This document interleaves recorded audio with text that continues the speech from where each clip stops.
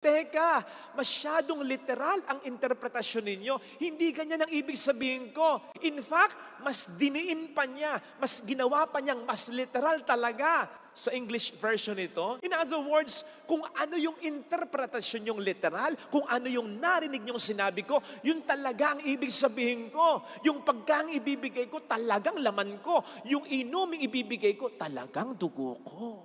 Sa ayaw nyo at sa maniwala kayo o hindi, dito. Now, naisip ko yung naisip ninyo. Pwede nga naisip niyo, Father, naniniwala naman ako pero ang nalalasahan ko, tinapay pa rin naman. Of course. Matanong ko po kayo, kung ang tatanggapin ba natin mamaya ay lasang katawan talaga ng tao, itsura ng laman ng tao, may dugo-dugo pa. Pipila ka? I-search mo nga, mamaya, wag ngayon. I-google mo. Eucharistic miracles. Tatambad sa iyo doon